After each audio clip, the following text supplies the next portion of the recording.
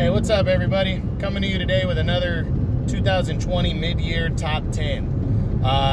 Today I'm talking about my number 7 division of boxing? No, my number 8 division of boxing right now, the 140-pound junior welterweight division. Let's break right into the top 10 here and see what's going on. We didn't have anybody drop out from the beginning of the year. Not a lot of action has been going on overall. But we did add somebody. We had a two-way tie for 10th originally. Now we have a three-way tie for 10th. So let's talk about the new guy first. And that is former two-division champion, Rances Barthelemy. Barthelemy in 2019 moved down to 135 to fight for the regular title against Robert Easter in one of the worst fights I've ever seen. The two fought to a draw. Barthelemy still hasn't returned since that fight, but I had him ranked at lightweight because that was the last fight that he had. Well, Barthelemy was supposed to come back in April on a PBC undercard against Albert Puello for the WBA interim title here at 140. He's ranked number 3 in the WBA right now. That fight got canceled due to the coronavirus, so he's ranked number 3 in the WBA.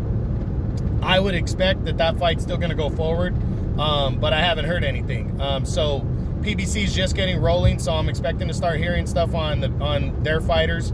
Looks like they're going to start all their cards in August, and I think we're going to see Barthelemy and Puello fight. I think he'd rather fight at 140 anyway because he's already won a title at 135, and I think he's just trying to, become a three-division world champion finally. So we'll see what happens with him going forward. I think he will fight Puello. Puello hasn't really fought anybody or done anything, so if he beats him, he's undefeated. I guess I wouldn't be that surprised, but Barthelemy would definitely be the favorite, so I'm expecting him to win the interim title. And that's probably going to be all he does this year, in my opinion, because of how frequently he fights. It's not much. All right, so next and still tied for 10th is contender Adrian Granados. Still haven't heard anything on Granados. He hasn't fought since October of last year when he lost a close unanimous decision to Robert Easter Jr. That was his comeback. He came back down to 140. He's not ranked in either division between 140 and 147, not at either one and any governing body right now. So really don't know where he's going to fight. With a guy like Granados, him fighting between those two weight classes, I think it really just comes down to what division makes sense, what fight he can get. He's a grinder. He's one of those guys, like almost a stepping stone guy now. I definitely think he could be more successful at 140, but if he gets a bigger fight, because there's all the big names at 147, he's going to go with that too. He's a PBC guy. Hopefully we hear something soon. I'm expecting probably he's either going to fight a big name out of nowhere that he's a big underdog against, or he's probably just going to stay busy, so we'll see. Also still tied for 10th is former IBF champion Ivan Baranchyk. Baranchyk surprised everybody who's supposed to fight Jose Zepeda just a few days ago in July, but he got injured during training. That was the biggest fight I was looking forward to that was planned so far. It would have been it was an eliminator in the WBC. Now he got injured. Zepeda's still hoping that the fight can go forward later in the year, but we don't know. Baranchyk does have a decent ranking in the WBC right now. I think he's number 4 or 5. But he's also number 3 in the IBF, where there's no number. I think there's a number 1 contender ahead of him, a guy named Liam Paro. And then there's no number 2 contender. So, are those two guys are number 2 and 3 is what I think it is. And the number 1 is currently in line to fight for the title. So, I really think that Baranchyk could fight an eliminator in either the WBC or the IBF. But I'm hoping he still gets that fight with Zepeda, because these are two guys that are very avoided. Both of them are. Zepeda and Baranchyk are widely avoided fighters. And I'd love to see them fight each other later in the year. So hopefully that's what goes down. We'll see. Next, and still number 9, is former world title challenger Pablo Cesar Cano. He was supposed to fight on the DAZN card, I think against little-known veteran Michael Perez. That was supposed to take place in March or April. That got scratched due to the coronavirus. Now he's being talked about as a possible opponent for Regis Prograis, which would be big, and that's a big deal for Cano. So he's, still riding high after his January 2019 upset of Jorge Linares last year. So we're going to see what he does, but I would love to see him and Prograis. I think that's a really good fight. They're both rated in the top 5 of the WBC right now, so you could call it a WBC eliminator. And I just really hope that's the fight that happens. If it does, I think Kano's going to get knocked out, but we got to wait and see if that's possible. If not, he's probably just going to fight whoever or stay busy with Golden Boy. So hopefully we hear something soon. Next, in still number 8, is former world champion Kiro Relic. Still haven't heard nothing on the guy. Nothing at all. He's not ranked in at 140 or 147 in any of the governing bodies. He hasn't fought since April of last year when he got destroyed against Regis Prograis in the semifinals of the World Boxing Super Series. He lost the title there. I'm hoping he comes back. I believe he'll come back for the end of the year, but he's probably just going to stay busy, and I think that could be at either 140 or 147. So we'll see. Next at number 7, and still number 7, is former WBO champion Maurice Hooker. Hooker was supposed to fight Regis Prograis. They were going to fight at a catchweight at 143 that was scheduled for April. That got scratched due to the coronavirus. Now, we don't know what Hooker's going to do. We were expecting that fight to still go forward, but Hooker changed it with the weight. He decided to say 145.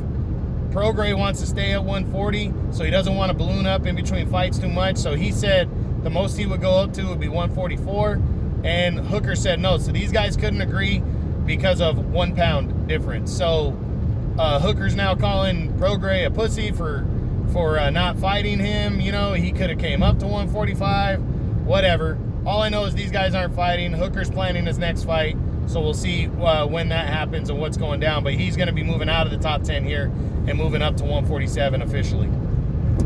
Next and still number 6, is former lightweight champion Robert Easter Jr. Well, Robert Easter, is his ranking, he's not ranked in any governing body at 140, although he made his debut at 140 last year and beat Adrian Granados. He was also planning a possible showdown with Chris Algieri for earlier this year, and that fight never happened. But I mean, I don't know what Robert Easter's doing, because his highest ranking, he's ranked number 1 in the WBA at 135 at lightweight. I personally think he's probably floating back and forth, planning. He could probably make the weight at either weight class, and because the PBC doesn't have a lot of big names in big fights with their guys, and Robert Easter's a PBC guy, maybe that's why. But I really don't know what he's going to do next. He's got that awkward style. Not a lot of guys want to sign up to fight him, and there's not a lot of PBC guys that he hasn't fought already. He already fought Bartolome. He already fought Granados. You know, so just not a lot of options right now. I personally think he's just going to come back and stay busy in his next fight. You know, maybe he'll fight somebody decent, maybe in an eliminator, interim title, something, but I really don't know what Robert Easter is going to do next. But I don't expect him to lose, because I don't think he's going to get somebody that big of a name that's going to be favored over him. So we'll see, though. Next, in still number 5, is former world champion Victor Postol. Well, Postol was scheduled to fight Jose Ramirez in China in February, and that fight got scratched due to the coronavirus. That's when it all started. Then he got rescheduled for May in Fresno. I was supposed to go to that fight. Got scratched again due to the coronavirus. Now they're looking at the second half of August. In late August, him and Jose Ramirez are going to lock up in a mandatory title fight. He's fighting for the unified world titles, the WBC and the WBO. Big time fight for Postol right here. I think he's got a good chance of winning. I do. I think he throws a lot of punches, and you know, he's tall, and that works for him. But I think Jose Ramirez's youth and his pressure and his ability to take shots is what's working for him. I think Ramirez is going to beat Postol by either a late stoppage, more towards a decision, but it could be very close. So I'm looking forward to that. Should be a good fight. Second half of August. The official date should be getting announced within the next couple weeks, I'm assuming. And it should be a good fight. Like I said, second half of August should be on ESPN. Next at number 4, and still number 4, is Jose Zepeda, former 2-time world title challenger. He was supposed to return in early July and fight Ivan Baranchyk, as we talked about. That was going to be a WBC eliminator. Baranchyk had to pull out of the fight with an injury. Zepeda went forward, fought some nobody, got a 10-round decision. He still wants to fight Baranchyk if possible. He would love that. I also know he's down to fight anybody in an eliminator to move up the ratings. So I wouldn't mind seeing him and Pablo Cesar Cano, him and Regis Prograis. Zepeda looks like he's down to fight anybody. So, you know, he's a widely avoided guy, so I'd love to see him and Baranchyk get rescheduled. So, yeah, at all costs, he'll just stay busy later this year. But, yeah, Zepeda's still there, and he's wanting a big fight. So we'll see. Next, and still number 3, is former WBA champion Regis Prograis. Well, Prograis, as we said, was supposed to fight Maurice Hooker in April.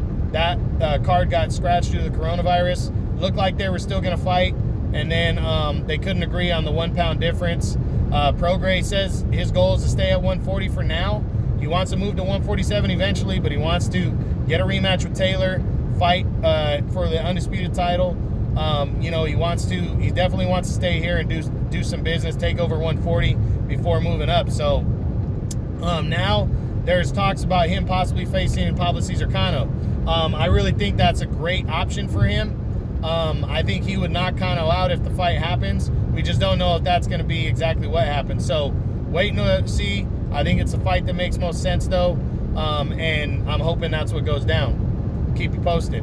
And then we look at number 2 is the undefeated unified WBC WBO champion Jose Ramirez. Well, as we said, he got his fight scheduled and canceled and postponed twice this year for Victor Postol, the mandatory title fight. February in China and then May in Fresno. That fight's going forward.